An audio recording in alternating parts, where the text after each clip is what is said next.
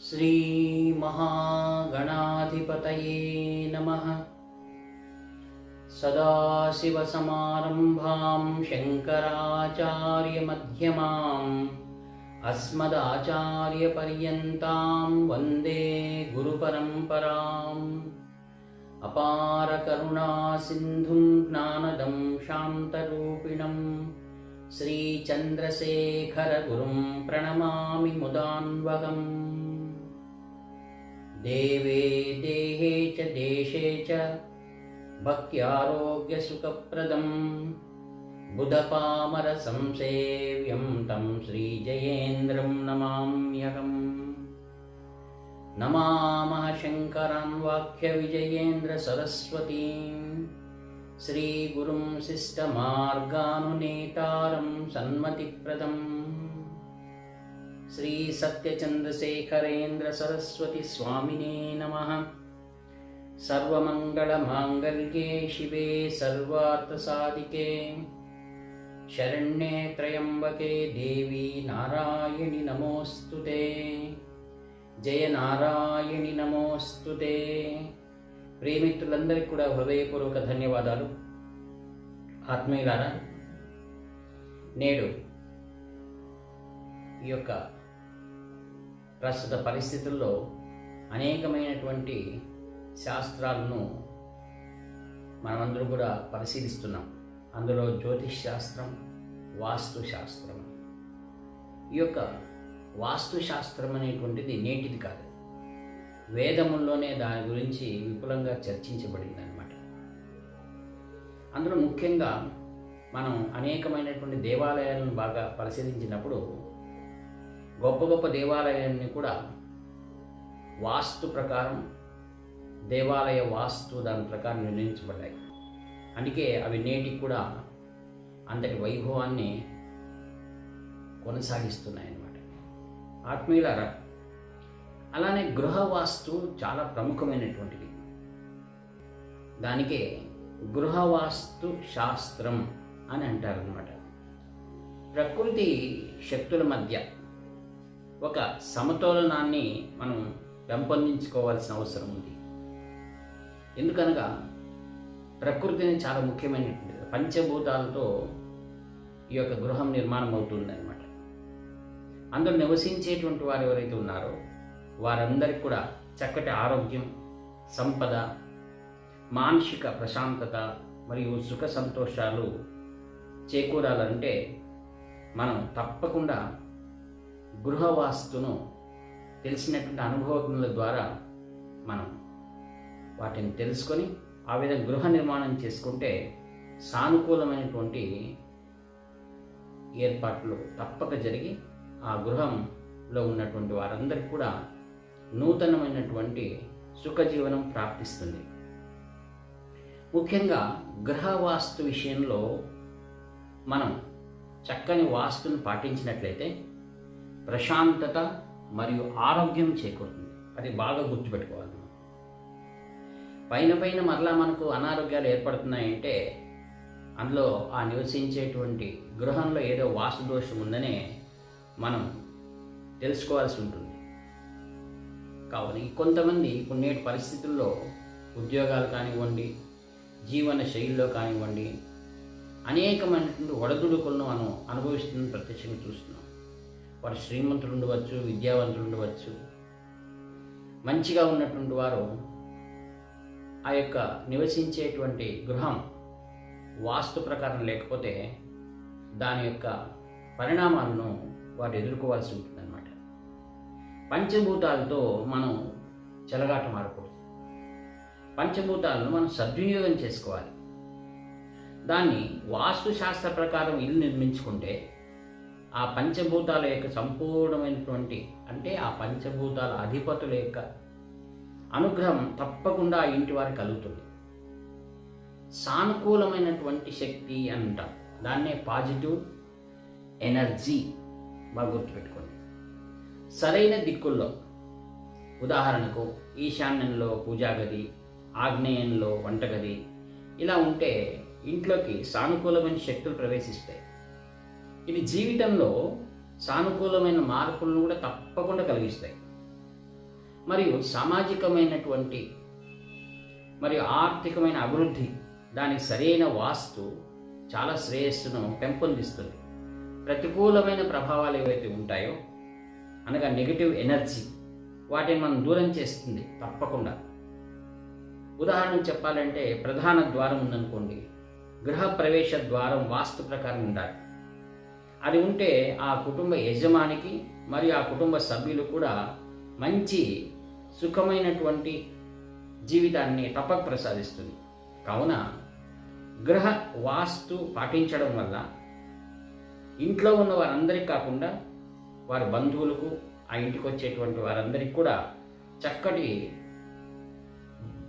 బంధాలు ఏర్పడతాయి, అనుబంధాలు ఏర్పడతాయి. మనం చాలా ఏళ్లలో చూస్తుంటాం, కొంతమందికి అన్నీ ఉన్న అనుబంధాలు ఉండవు, ప్రేమలు విశ్వాసాలు ఉండవు. చాలామంది మనం చెప్తూ ఉంటారు, ఇలా మనం చాలా ఇబ్బందులు ఎదుర్కొంటున్నామని చెప్పేసి. కావున మనం గుర్తుపెట్టుకోవాల్సిన విషయాలు ఏంటంటే, తప్పకుండా గృహాన్ని మనం వాస్తు ప్రకారం నిర్మించుకోవాలి. ఆత్మీయులారా,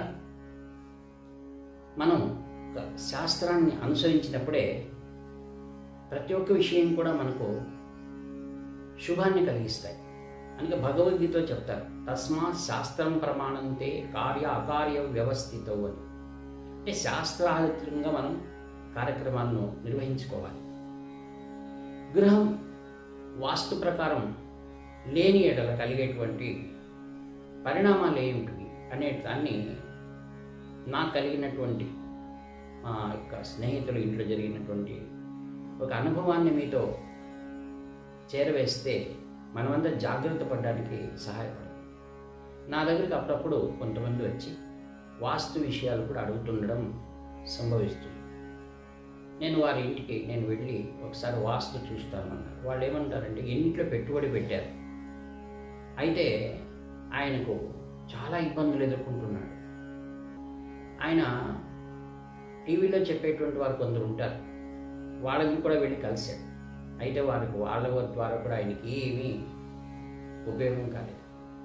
ఈ విషయాలను నాతో ఆయన చెప్పుకొని ఎంతో బాధపడ్డాడు. చాలా గొప్ప శ్రీమంతుడు, దాదాపుగా ₹1,00,00,000 వరకు అప్పు ఉందన్న. ఈ విషయాలను విన్న తర్వాత నాకు చాలా ఆశ్చర్యమైంది. ఇది తెలివైన వారు, గొప్ప కుటుంబం, ఇలా తొందరలు కావడానికి కారణం ఏమై ఉంటుంది? అప్పుడేం చేశాను, నాకు కొద్దిగా దాంట్లో అనుభవం ఉన్న ఒక అనుభవవంతుడైనటువంటి ఒక వాస్తు శాస్త్రాన్ని తీసుకువెళ్ళాను. వెళ్ళి ఆయన్ని పరిశీలించినప్పుడు దాంట్లో విపరీతమైనటువంటి ఆ యొక్క వాస్తు పూర్తిగా నష్టమైంది.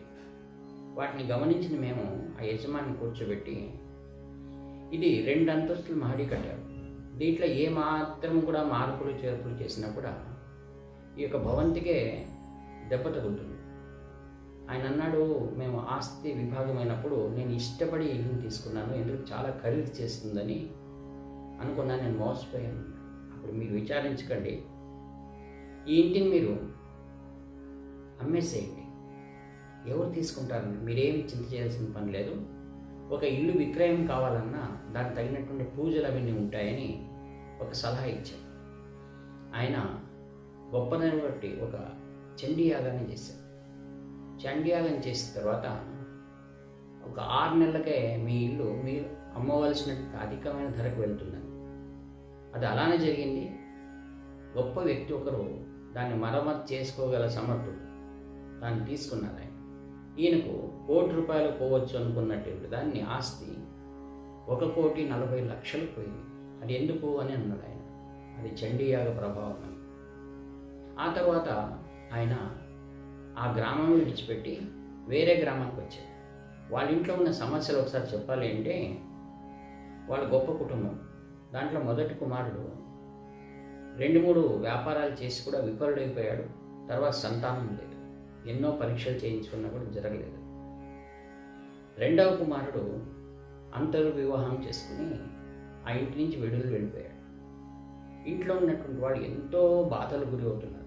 బంధువులంతా వారిని వెలివేసినట్టుగా ఉంది, ఎవరు వాళ్ళ ఇంటికి వచ్చేటువంటి వారు. ఈ పరిస్థితుల్లో ఆ ఇల్లు ఎప్పుడు అమ్ముడిపోయిన తర్వాత ఒక మంచి ఇల్లు కిరాయి తీసుకున్నారు, వేరే గ్రామంలో తీసుకొని అక్కడ వాళ్ళు మెల్లిమెల్లిగా వ్యాపారం ప్రారంభించాలని చేశారు. ఆశ్చర్యం ఏమిటంటే ఆ ఇల్లు చక్కటి శుభదినం నాడు రాక్షోగ్ని హోమము మరియు వాస్తుకు సంబంధించిన హోమాలను చేసి ఆ కిరాయి ఇంటికి చేరుకున్నారు. చేరుకున్న తర్వాత 1 సంవత్సరానికల్లా వ్యాపారంలో అభివృద్ధి చెందారు. తర్వాత సొంత ఇల్లు కట్టుకున్నారు. ఇల్లు కూడా ఇప్పుడు వాస్తు ప్రకారం నిర్మించుకున్నారు.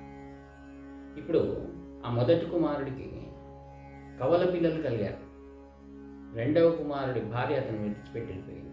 తర్వాత ఆమె వడిచింది మంచిదైంది అంటారు, ఎందుకంటే అంతర్వివాహం. తర్వాత వచ్చి తమ స్వజాతులని ఆయన వివాహం చేసుకున్నారు.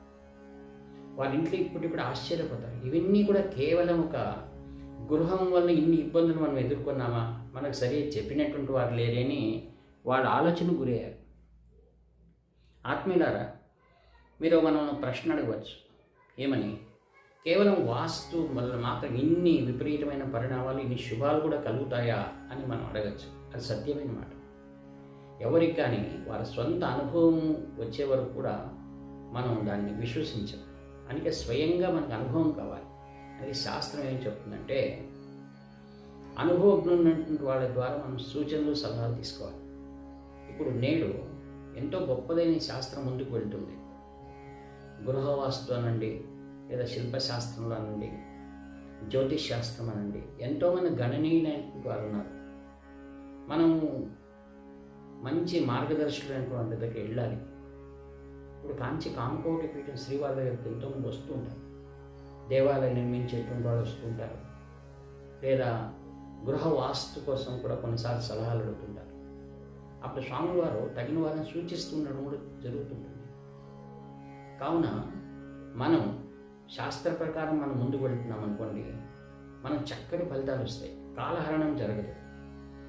ఇప్పుడు మనం ఇన్ని పరిస్థితుల్లో మనకి ఇన్ని అనుకూలాలు ఉన్నటువంటి యొక్క వ్యవస్థలో మనం ఎందుకు ఇన్ని దుఃఖాలు గురి అవుతున్నామంటే, మనం దేవతా అనుగ్రహాన్ని మనం పొందాల్సి ఉంది. దేవతా అనుగ్రహాన్ని మనం పొందాలి. అందుకు తగినటువంటి మార్గంలో మనం నడవాలి. అందుకు ఉత్తమమైనటువంటి గురువులు మనకు చాలా అవసరం. కొన్ని గృహాలు మనం వెళ్తున్నట్టే ఆ ఇంట్లోకి వెళ్ళి ఉండడానికి కూడా మనకి ఇష్టం ఉండదు. కారణం ఏంటంటే అక్కడ ఉన్న నెగటివ్ ఎనర్జీ మనము అక్కడ ఉండడానికి కూడా మనసు. అదే కొన్ని దేవాలయాలు చూస్తాం, ఆ దేవాలయాలకు ఎంత చక్కగా అలంకారం చేసినా ఎవరు వెళ్తూనే ఉంటారు. కారణం మనం ఆలోచించుకోవాలి. కాంచి కామకోటి పీఠాధిపతులు శ్రీ కాంచి పరమాచార్య స్వామి వారు తిరుమల తిరుపతి దేవస్థానం అక్కడ కుంభాభిషేకాలు జరిపించి ఈరోజు కోట్ల కొలది జనం అక్కడికి వెళ్ళి భక్తులు దర్శనం చేసుకుంటున్నారు. అనేకమంది యజ్ఞయాగాలు కాంచి కామకోటి పీఠం తిరుమల తిరుపతి దేవస్థానాన్ని సూచిస్తూ ఉన్నటువంటి విషయం మనందరికీ బాగా తెలుసు. అలానే దేవాలయాలు మనం రక్షించుకోవాల్సిందే. అలాగే ముఖ్యంగా మానసిక ప్రశాంతత అతి ముఖ్యమైనటువంటిది. అందుకే తప్పకుండా అందరూ కూడా ఏదో కొద్దిపాటు మనం ఆ యొక్క వాస్తుశాస్త్రం గురించి తెలుసుకోవాలి, ఇంకా ఎక్కువ అభ్యాసం చేయాలి. తెలిసిన వాళ్ళ దగ్గరికి వెళ్ళి మనం దాని గురించి బాగా అనుభవజ్ఞుల ద్వారా మార్గదర్శనం తీసుకొని చక్కటి గృహము నిర్మించుకోవాలి. మనం సమయాన్ని ఆదా చేసుకొని తర్వాత ఉన్నతమైన అభివృద్ధిని మనం సాధించాలంటే శాస్త్రాలే మనకు ఆధారం. కావున అన్ని శాస్త్రముల యొక్క స్వరూపమైన వేదం, ఆ వేదమే మన అన్ని శాస్త్రాలు మనకు అందిస్తుంది. కావున వేద సంరక్షణ, వేద ధర్మం కాపాడుకోవాలి, సనాతన ధర్మాన్ని కాపాడుకోవాలి. సనాతన ధర్మం ఏమి అనుగ్రహిస్తుందంటే సమాజంలో శాంతి, సౌభ్రాతృత్వం, అందరూ కలిసికట్టుగా ఉండాలి, సమాజం ముందుకు వెళ్ళాలి. అందుకు మూలమైనటువంటి గృహం, కుటుంబ వ్యవస్థ. దీనికోసం ఈ శంకర విజయేశ్వర స్వాములు వారు కుటుంబ వ్యవస్థ గురించి అందరూ ఆలోచించాలని పదే పదే చెప్తూ ఉంటారు. మన మూల దేవతలు, గృహదేవత, గ్రామ దేవతలు, మన కులాచారాలు, వీటినన్నింటినీ మనం పాటించాల్సిన అవసరం ఎంతైనా ఉంది. కావున పెద్దల యొక్క అనుగ్రహం మనం పొంది తీరాల్సి ఉంది. మన మంచి మార్గంతో నడిచి మన దేశం అతి ఉన్నతమైన స్థితికి పొందాలని కోరుతూ అందరికీ కూడా శ్రీ శంకర విజయేశ్వర స్వాముల వారి దివ్య అనుగ్రహాల ప్రాప్తి కాగని చెబుతూ ఈ వాక్ పుష్పములన్నీ వారి దివ్య చరణాన్ని భక్తితో సమర్పి సెలవు తీసుకుంటాను. ఇక మీ ఆత్మీయ మిత్రుని వారి నాగభూషణ్ శర్మ 7483229249. హర హర శంకర, జై జై శంకర.